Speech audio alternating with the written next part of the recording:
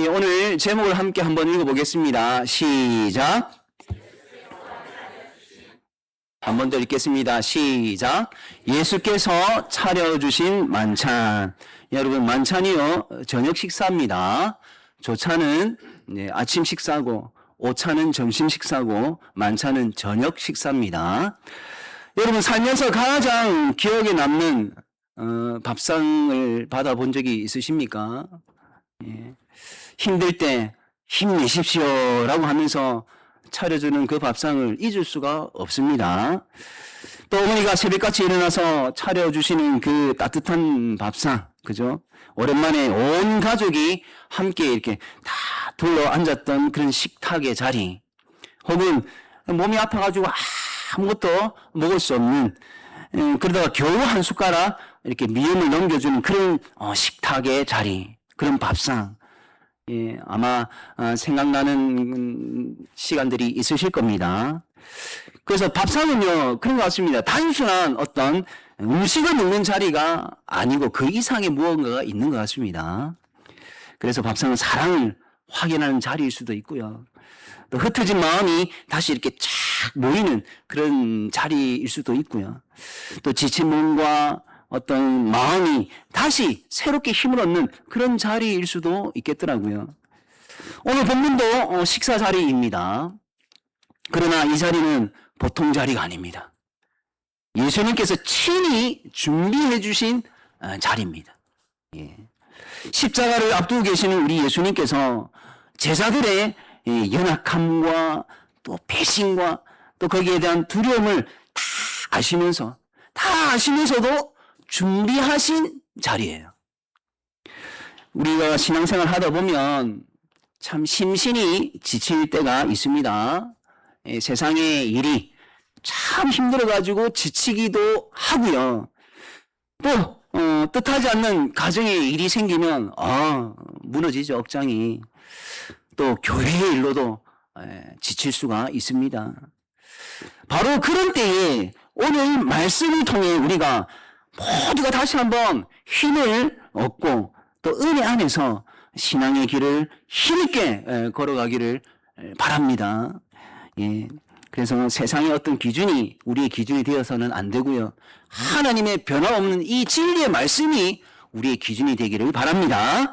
예수님께서 차려주신 이 만찬이 정말 죄와 죽음으로 지친, 무슨 말씀이냐면 아담 이후로 이 모든 인간들은 본성이 참 타락한 죄인이다 라고 우리는 지금까지 신앙생활하면서 배워왔지 않습니까? 그리고 보면 참 그런 것 같아요. 우리가 장로님이 기도하시는 이 내용 안에도 참 저희들이 사랑이라고 참 입을 열면서 그렇게 외치지만 정작 결정적인 순간에 우리가 얼마나 사랑을 고사하고 상처 주는 그런 한마디를 내뱉는 순간들도 여지없이 있지 않습니까? 그죠? 그렇게 우리는 죄 때문에 지치고 때로는 아프고 한단 말이에요. 그런 우리를 누가 살려주시느냐라는 것을 오늘 본문 말씀을 통해 다시 한번 확인을 하는 겁니다. 물론 다 알고 계시지만 우리 지난 한 주간 동안 세상에 바쁜 그 일 때문에 다 잊어버리고 살지 않았습니까? 그래서 다시 한번 우리가 보충을 하는 거죠. 26절 말씀에 이렇게 말씀이 시작하고 있습니다. 그들이 먹을 때에 당시 6월절 식사자리입니다. 6월절. 여러분 6월절을 기억하고 계십니까? 어떤 날인지 기억을 하고 계십니까? 아주 옛날에 이스라엘 민족이 애굽의 종으로 살던 시절에 그 종살이에서 구원받은 일을 기억하는 날이 바로 6월절입니다.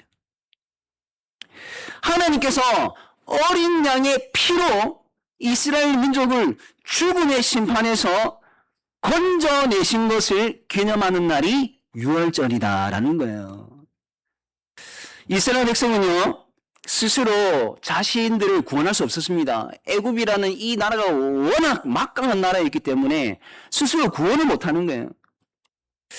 여러분, 그러나 하나님께서는 어린 양을 주셨고 그 피 아래 있는 집을 죽음에서 구해주셨단 말입니다. 6월절 식사는 바로 그런 구원의 기억을 하는 식사 자리예요. 하나님께서 죽음의 밤에도 자기 백성을 살리셨다라는 그 복음을 기억하는 자리. 그게 바로 이 당시 오늘 본문에 기록되어 있는 이 만찬의 자리입니다. 그런데 오늘 본문의 6월절 식사는요, 더욱 특별합니다. 왜냐하면 우리 예수님께서 친히 차려주신 만찬 자리이기 때문에. 옛날에 6월절이 어린 양의 피로 이스라엘을 살린 날을 기억했다라면 이제부터는 예수님께서 차려주신 이 만찬은 앞으로 하나님의 어린 양이신 우리 예수 그리스도께서 자신의 피로 죄인을 살리신 날을 이제 기억을 할 거란 말이에요. 그리고 지금 현재 우리는 기억을 하고 있지 않습니까? 그래서 이 시간에 예수님께서 차리신 만찬 자리는요, 굉장히 특별한 자리였다라는 겁니다. 여러분, 그런데 이 만찬이 차려진 분위기를 우리가 한번 주목을 해봅시다. 분위기. 결코 이 식사 자리가, 만찬 자리가 평온한 자리가 아닙니다. 21절 말씀을 보시면 예수님께서 제자들에게 뭐라고 말씀하느냐, 우리가 합독은 하지 않았지만 21절 말씀을 한번 눈으로 관찰해 보십시오. 너희 중에 한 사람이 나를 팔 것이다라고 예수님이 말씀하고 계십니다. 누가? 제자 중에 한 명이. 만찬 자리에 배신이 있었습니다. 이 만찬 자리에 두려움이 있습니다. 무거운 긴장이 흐르고 있는 그런 자리예요. 가룟 유다는 이미 예수님을 팔기로 마음을 정했습니다. 조금 뒤면 다른 제자들도 모두 다 흩어질 거예요. 무서워서, 두려움 때문에. 베드로는 분명히 장담을 했습니다. 나는 절대 예수님을 배신하지 않습니다 라고 장담을 했지만 3번이나 예수님을 모른다고 배신을 하는 자리입니다. 그런 긴장감이 가득한 밤에 예수님께서 만찬을 차리셨습니다. 여러분, 예수님은 그래서 어떤 분이신가요? 우리 예수님은요, 제자들의 연약함을 다 아셨던 분입니다. 누가 자신을 팔지 아셨어요. 누가 자신을 부인할지도 아셨습니다. 누가 도망을 갈지도 이미 다 알고 계십니다. 그런데도 예수님은 그들과 제자들과 담을 쌓지 않고요, 오히려 그들과 함께 만찬 자리를 가지고 계시다라는 겁니다. 이런 분이 예수님이세요. 여러분, 이것이 복음입니다. 이것이 우리에게 조금만 더 확신이 생기면 이제 힘이 될 거란 말이에요. 은혜는요, 모든 것이 완벽하게 갖추어졌을 때만 임하는 것이 아닙니다. 우리가 잘하고 있을 때만 주어지는 것이 은혜가 아니에요. 예수님은 마치 본문의 긴장이 가득한 밤처럼 저와 여러분의 연약함이 최고조로 달하는 그런 상황에서도 은혜의 만찬을 차려주십니다. 우리의 약함이 예수님의 이 은혜보다 크지 않습니다. 우린 종종 이것을 놓치죠. 이 부분을 놓칩니다. 우리가 처한 상황이 예수님보다 더 어마어마하게 느껴지니까 자꾸 우리는 하나님의, 예수님의, 이 성령 하나님의 그 삼위 하나님께서 우리에게 역사하시는 그 은혜와 사랑과 그 따뜻함을 잊어버리는 거예요. 예수님께서 차려놓은 만찬이 어떤 것들입니까? 다른 거 없습니다. 떡과 포도주예요. 그런데 주님께서 그 떡과 포도주에 의미를 넣습니다. 의미를 부여합니다. 예수님께서 떡을 떼시면서 말씀하시죠. 26절입니다. 뭐라고 하십니까? 이것은 내 몸이다. 이 말씀은 예수님께서 앞으로 십자가에서 찢기고 상하실 그 몸을 이 떡을 통해서 제자들에게 미리 보여주셨습니다. 떡을 떼면서 떡이 찢어질 거잖아요. 그때 예수님의 몸이 찢겨지는 것을 미리 보여주시는 거라는 겁니다. 예수님은 우리를 사랑한다고 말만 하시는 분이 아니었습니다. 우리를 위해 자신의 몸을 어떻게 합니까? 내어 주겠다라고 하셨고 실제로 내어 주셨죠. 그죠?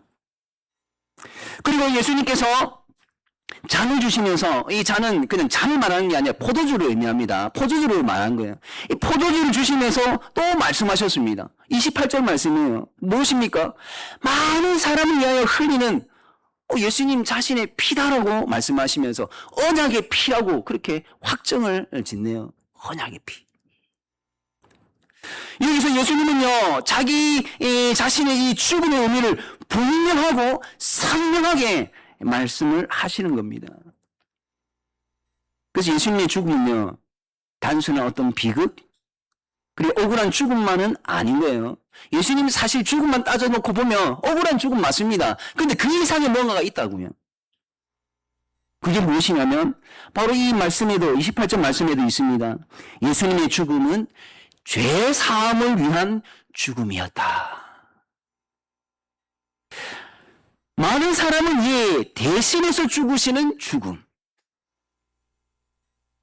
여러분, 언약의 피를 흘리는 죽음인데 이 언약이라는 것은 구체적으로 무엇이냐? 이 죄사함을 말씀하고 계시는 거예요. 더불어서 하나님의 자녀임을 확증하는 예수님의 피라는 겁니다. 우리가 예배 순서 중에 참회 기도 시간을 가졌지 않습니까? 지난 한 주간 더 길게 보시면 한 달 동안, 또 길게 보시면 2026년도를 시작하면서 혹은 우리가 인생을 살아오는 지난 모든 과거를 되돌아보면 정말 저희들이 얼마나 부족하고 연약한 부분들이 많습니까? 많다는 표현보다는 얼마나 큽니까? 그 모든 어마어마한 죄의 무게를 예수님께서 다 짊어지시고 우리의 모든 죄들은 용서해 주시는 죽음의 피. 이게 바로 예수님께서 지금 본문에서 나누어 주고 계시는 포도주라는 것입니다. 그 포도주의 이 의미를 담으셨던 거예요. 여러분, 죄사함은 그냥 괜찮다 이런 의미가 아닙니다. 다 알고 계시잖아요. 하나님께서 죄를 대충 넘어가게 하신다는 말씀도 아니라는 것 우리 너무나도 잘 알고 있습니다. 죄사함은요, 그래서 예수님의 피 위에 세워진 감사하다 못해 너무나도 황송한 은혜입니다. 너무나도 황송하죠. 우리의 죄는요, 작지 않습니다. 여러분, 우리의 죄가 작지 않습니다. 우리가 무심코 던진 말 한마디만 봐도 그렇습니다. 마음을 무너뜨리기도 하고요. 관계를 깨뜨리기도 하고 사랑해야 할 사람을 막 밀어내는 것, 그 이상의 결과를 낳지 않던가요? 말 한마디가.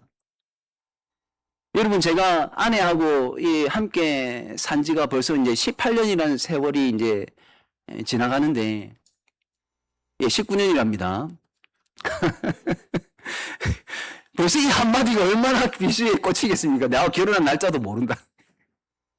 근데 이 19년이 지나면서도 갈수록 제가 긴장하는 건 뭐냐면 한마디입니다. 한마디. 한마디 잘못 던지면 그냥 아내의 마음이 상할 수 있잖아요. 왜 그래? 살이 좀 찐 것 같아? 하다가도 입을 이렇게 합니다. 말 한마디죠. 일반적으로 사람의 본성이 그런 것 같습니다. 사람의 본성. 그래서 예수님께서 차려주신 만찬이 더욱 은혜롭다라는 거예요. 우리는 모두 예수님의 피가 필요한 사람들입니다. 그리고 우리 예수님은 바로 그 피, 죄사함의 피를 우리에게 아낌없이 주신 거예요. 여러분. 주셨다 해가지고 막 피를 이렇게 주신 것이 아니라 십자가에서 그 피를 다 흘려주시면서 우리의 죄를 용서해 주셨다라는 것입니다. 여러분, 예수님께서 차려주신 이 만찬, 알고 보니 다름 아닌 예수님 자신이네요. 예수님께서 말씀하셨지 않습니까? 내가 곧 길이요 진리요 생명이다. 생명이다. 우리는 죽음으로 사망으로 갈 수밖에 없는 우리를 생명의 자리로 옮겨주셨으니 예수님이 만찬의 자체였다라는 것입니다. 여러분, 우리 교회를 한번 보십시오. 우리 교회 완벽한 사람들이 모인 것이 아닙니다. 그러면 어떤 사람들이 모였느냐? 예수님의 피로 용서받은 분들이 모인 것이란 말이에요. 여러분, 용서받았다라는 것을 오해하시는데 용서받았다 해도 우리의 죄는 그대로 살아 있습니다. 다만 가려주시는 거죠. 가려주시는 겁니다. 그 죄가 드러나면 하나님의 공의의 심판 앞에 놓일 수밖에 없으니까 예수님께서 우리 죄를 가려주시는 거죠. 그렇게 가림받은 사람들이 모인 것이란 말이에요. 그래서 본성은 실수할 수밖에 없고 약점이 나올 수밖에 없는 우리의 본성을 우리 자꾸 놓치는 것 같습니다. 그래서 우리는요, 서로를 그냥 우리 몇 눈으로 보면 안 됩니다. 은혜라는 눈으로 보셔야 됩니다. 그냥 보시면 안 되고요. 은혜라는 안경을 딱 끼고 그렇게 보셔야지만 우리는 서로를 사랑으로 대할 수 있지 않겠느냐라는 거죠. 내가 받은 상처만 바라보면 마음이 다칩니다. 그러나 예수님의 피를 바라보면 달라질 수 있습니다. 나도 용서받은 사람인데 나도 은혜 없이는 살 수 없는 사람이니 예수님께서 나를 오래 참아주셨듯이 나도 이 사람을 좀 배워야 되겠다. 그래서 뭔가 시도를 하죠. 뭔가 오래 참아보려고 하는 거죠.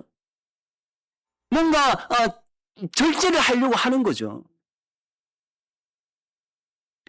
여러분, 예수님께서 차리신 이 만찬에는 우리의 자존심이 차려져 있지 않았습니다.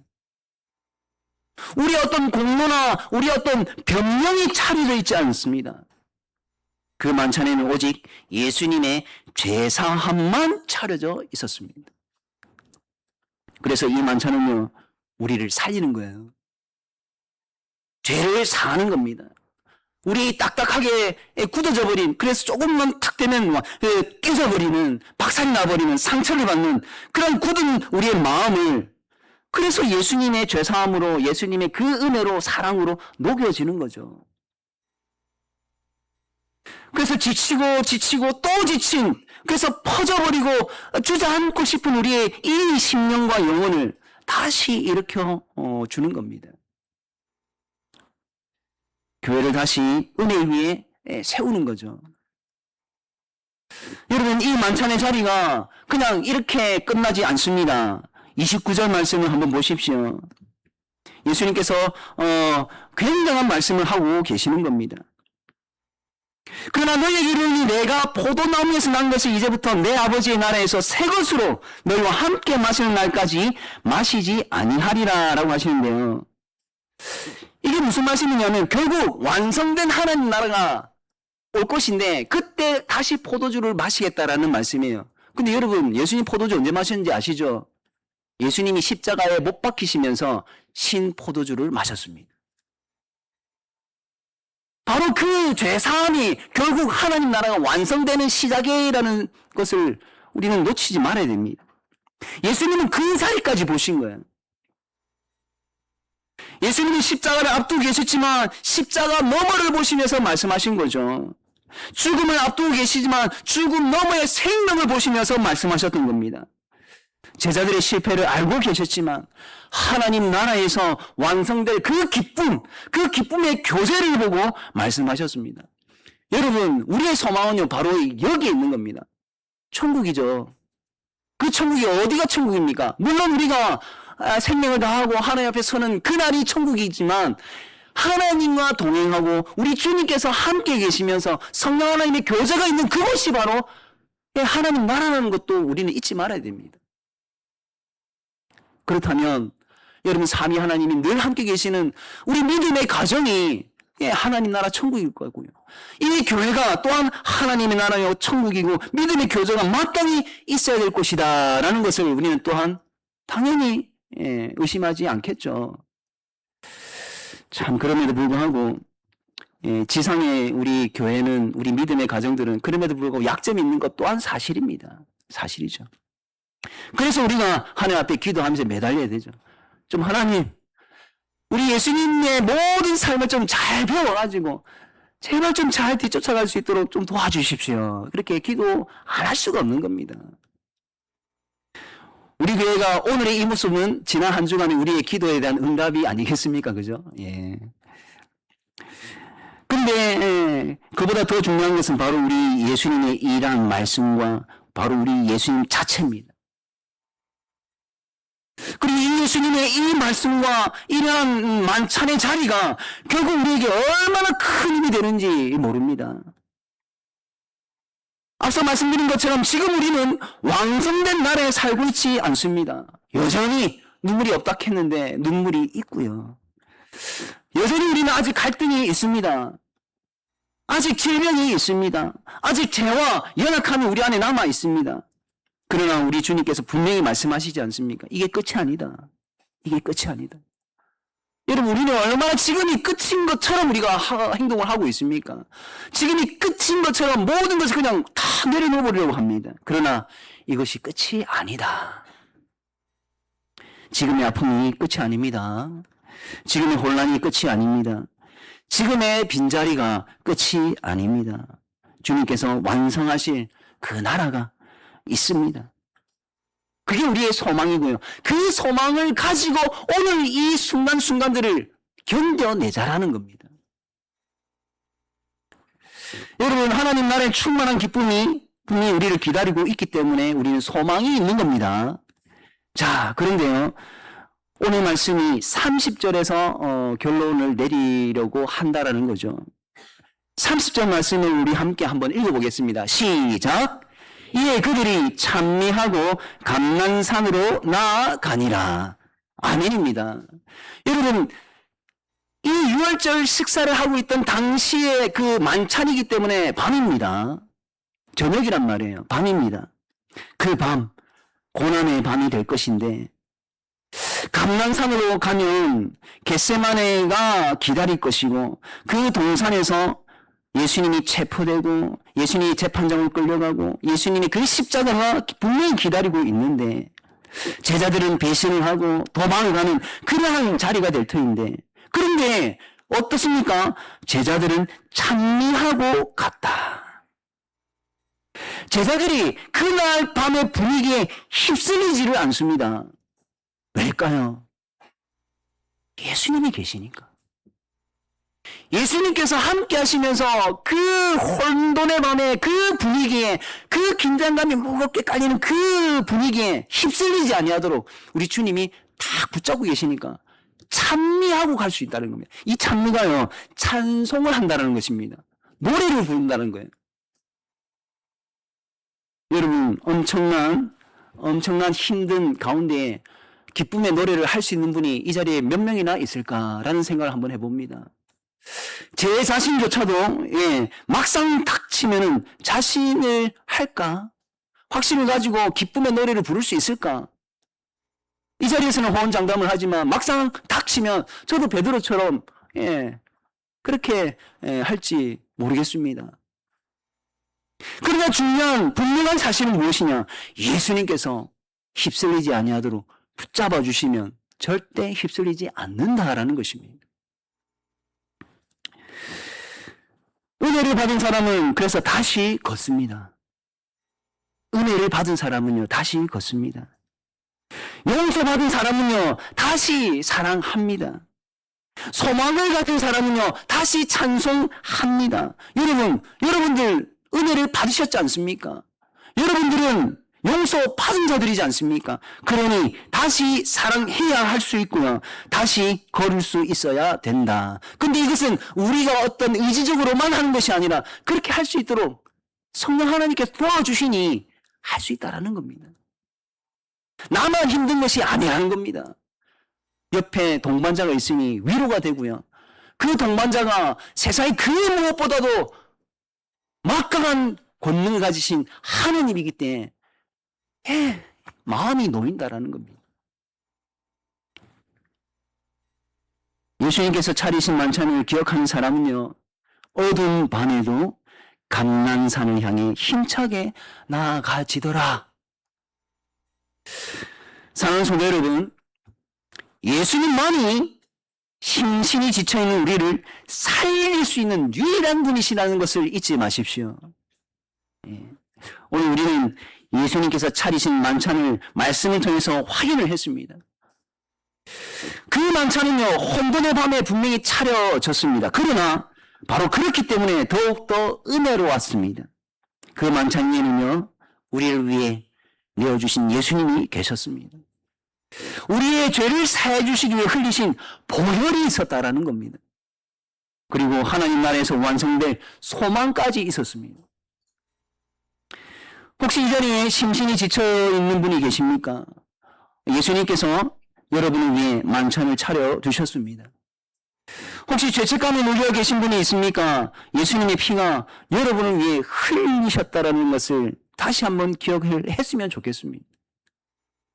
혹시 공동체를 향한 마음이 무거워지셨습니까?